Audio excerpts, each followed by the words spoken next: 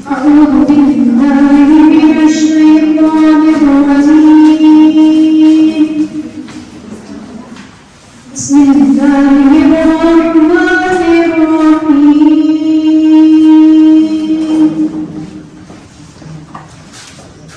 قل هو الله أحد الله الصمد لم يلد ولم يولد ولم يكن له كفوا أحد. میں پناہ مانگتی ہوں اللہ کی شیطان مخلوق کی شر سے۔ شروع اللہ کے نام سے جو بڑا مہربان اور نہایت رحم کرتا ہے۔ اے رسول کہہ دیجیے کہ وہ اللہ ایک ہے، اللہ برحق اور بے نہایت، اس کی نہ کوئی اولاد ہے اور نہ وہ کسی کا والد ہے، اور نہ اس کا کوئی کفو اور ہمسر ہے۔ صدق الله العلي العظيم. سچ فرمایا اللہ نے جو بڑی عظمت اور بزرگ ہے۔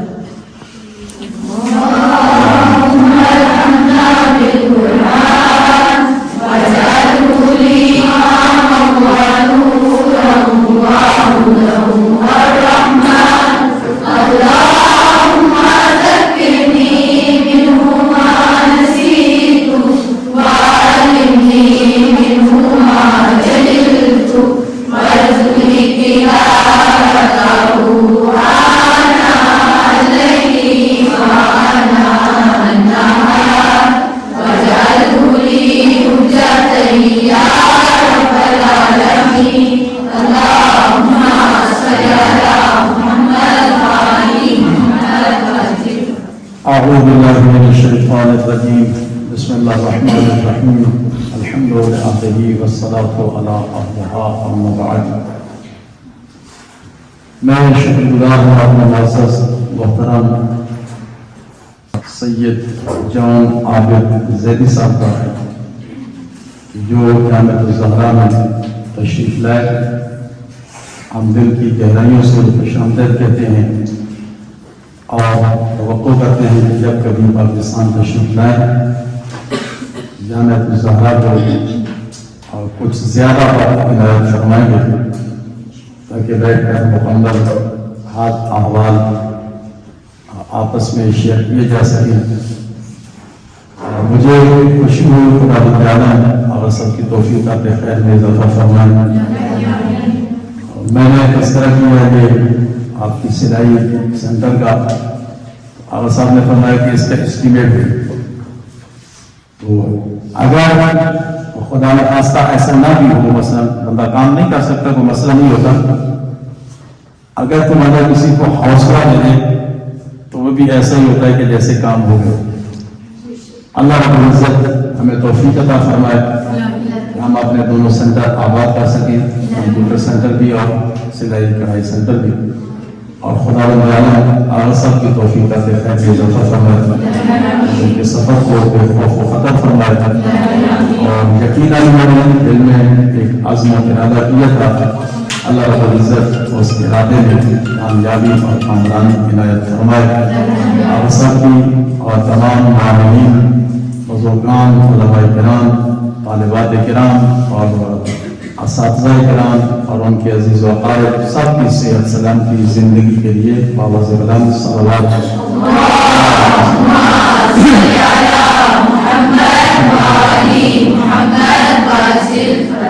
مجھے احساس ہے کہ آپ کے ناشتے کا ٹائم ہو چکا ہے اور پھر اس کے بعد ظاہر کی بیٹی ہے، تو میں اختصار کے ساتھ ایک چھوٹا سا خطاب جو کہ آپ کے لیے واضح وصیت کا سبب بن سکے اور سب کی خدمت میں گزارش ہوگا، خدا رب العالمین ان کے قدموں کو اپنی بارگاہ میں عبادت شمول فرمائے۔ بسم اللہ الرحمن الرحیم۔ الحمد للہ رب العالمین، لا حول ولا قوة الا باللہ العلی العظیم۔ First of all, thank you so much all of you، اور آپ کا بہت بہت شکریہ کہ آپ نے مجھے موقع دیا کہ میں اپنے خیالات آپ لوگوں سے شیئر کر سکوں۔ آپ کے بریک فاسٹ کا بھی ٹائم ہے، لیکن آپ کو روزے کی تو پریکٹس ہوگی، تو تو انشاءاللہ میں زیادہ حال نہیں ہوں گا آپ کے اور بریک فاسٹ کے درمیان. تو میں جو آپ کو کہنا چاہوں گا وہ یہ کہ سب سے پہلے جو کچھ بھی میں آپ سے شیئر کر رہا ہوں وہ اور بھی آپ کو معلوم ہوگا آپ پر کہ آپ کو اللہ نے چنا کیا ہے دین اسلام کے علم حاصل کرنے اور اس کی خدمت کے لیے. یہ ہر ایک کو حاصل ہے. آپ یہاں تشریف رکھی ہوئی ہیں, آپ کو اللہ نے اس قابل سمجھا اور آپ یہاں آئیں اور آپ نے ایڈمیشن لیا اور اب آپ علم حاصل کر لیں. اب آپ کے اوپر آ گئی ہے ڈبل ذمہ داری.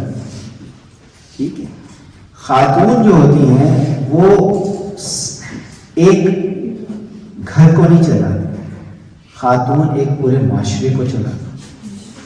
اگر ایک خاتون نے اپنے آپ کو بہتر کر لیا دین اسلام کی روشنی میں تو سمجھے کہ اس نے پوری امت کا بیڑا پار کر دیا. تو ہماری دعا یہ ہے کہ پروردگار آپ کو علم کی روشنی میں مزید ترقی. دوسری جو ریکویسٹ ہے وہ یہ کہ ہم سب امام زمانہ کے ظہور کا انتظار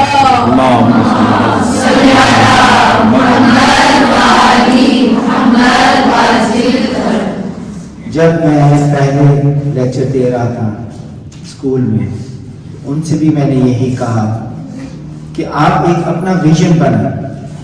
جب تک ویژن نہیں بنائیں گے آپ اپنے ہدف کو حاصل نہیں کر سکتے. ویژن کہہ رہے یا گول کہہ رہے, جتنا ہائی لیول ویژن ہوگا اتنی ہی بڑی اچیومنٹ ہوگی. ہر ویژن میں, ہر اسٹیپ میں, ہر لمحے اپنا ہدف جو ہے وہ آپ امام زمانہ کو بنا. آپ نے ہر لمحے اپنے آپ کو ہدف جو آپ نے بنانا ہے وہ مد نظر رکھنا ہے امام زمانہ, کہ کوئی بھی کام آپ کرنے جا رہے ہیں یا شیئر کرنے جا رہے ہیں, پوسٹ کرنے جا رہے ہیں, ایک سوال کریں, کیا میں یہ امام سے شیئر کر سکتی ہوں؟ اگر ضمیر کہے کہ ہاں تو کر لیں, بسم اللہ. اگر نہیں تو اس کام سے رک جائیں. تو پھر یہ پریکٹس جو ہے وہ آپ کو ہائی لیول پہ لے جائے, کیونکہ کسی بھی لمحے آپ نے امام زمانہ کی یاد کو فراموش نہیں کرنا. پھر آپ یہاں آئیے علم حاصل کرنا. اب علم حاصل کرنا ہے اپنی حد تک تو یہ سیلفشنس ہے, یہ خود غرضی ہے. ہاں, آپ نے اپنا ویژن بنانا ہے کہ میں نے علم حاصل کرنا ہے اور اس علم کو پھر آگے بانٹنا ہے, تو پھر کامیابی آپ کے قدم چومے. آغا صاحب نے مجھے دکھایا جو مجھے بہت اچھا لگا, اور مرحوم مقبول عالی مقام امام خمینی رحمۃ اللہ علیہ نے بھی فرمایا تھا کہ علم حاصل کرنے کے ساتھ ساتھ ہنر مندی بھی حاصل کریں. اگر آپ کے پاس خالی علم ہے, کوئی ہنر نہیں ہے, سکلز نہیں ہے, تو آپ کامیاب زندگی نہیں گزار سکتے. ہنر آپ کو جو ہے برے وقت سے بچاتا ہے. تو انشاءاللہ نیت یہی ہے کہ جلد از جلد یہ جو پروجیکٹس جاری ہیں اس ادارے میں آپریشن ہو تاکہ آپ وہاں سے سکلز حاصل کر سکیں. تو دو چیزوں کا ہم نے ذکر کیا, ایک یہ کہ آپ نے ڈیسائیڈ کرنا ہے اپنا ویژن, اور ویژن بھی ہائی لیول کا ہونا چاہیے. جب ویژن ہائی لیول کا ہوگا تو آپ کی جدوجہد, جستجو جو ہوگی, اسٹرگل جو ہوگی وہ اسی کے مطابق ہوگی. تو یہ عہد کر لیں آج سے اپنے ساتھ, ایک کہ ہر معاملے میں امام زمانہ کو آگے رکھنا ہے, کیونکہ ہم ان کا انتظار کر رہے ہیں. اگر ہم نے ان کے لشکر میں شامل ہونا ہے تو ہم نے اپنے آپ کو اس قابل بنانا ہوگا. ہم اس قابل تبھی ہو سکتے ہیں جب ہم امام کو ہر معاملے میں اپنے ساتھ رکھیں. نمبر 2, اپنا ویژن ہائی رکھیں, ہائیسٹ لیول پہ لے کے جائیں. جتنا سوچیں گے اتنا ہی پائیں گے. تو بہتر سے بہتر مانگیں, جتنا مانگیں گے اللہ تعالیٰ دے گا. اللہ تعالیٰ کی ذات سے مایوس نہ ہو, اللہ تعالیٰ غفور الرحیم ہے, اور انشاءاللہ اللہ تعالیٰ آپ کو کامیابی دے گا. آپ بہترین مقام حاصل کر پائیں گی اور آپ ایک معاشرے کے لیے مفید ثابت ہوں گی. السلام علیکم ورحمۃ اللہ وبرکاتہ.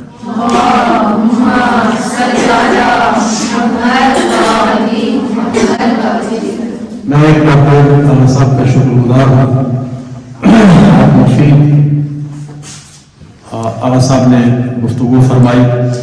یقیناً یہ آپ اگر ذہن نشین کر لیں کامیابی کا باعث بنے گی. اور مجھے آغا صاحب کی اس گفتگو سے اپنا آج سے 28 سال پہلے کا ایک ارادہ یاد آیا ہے. سن 1996 یعنی 1996 میں ادارہ سنبھالا تھا. اس وقت ان طالبات میں سے کوئی بھی نہیں، لیکن میں ان کے سامنے جب اس سے پوچھا گیا کہ اس ادارے میں کیا ہوگا، کیا کریں گے، بس ہم یہی توضیح مسائل پڑھیں گے، فارغ کچھ بھی نہیں ہوگا. تو میں نے ان کو اپنے ارادے سے آگاہ کیا. اور دوسرا جیسے آغا صاحب نے کہا کہ آپ نے کیا کرنا ہے، وہ میں نے ان کو موٹیویٹ کیا کہ آپ نے کرنا ہے.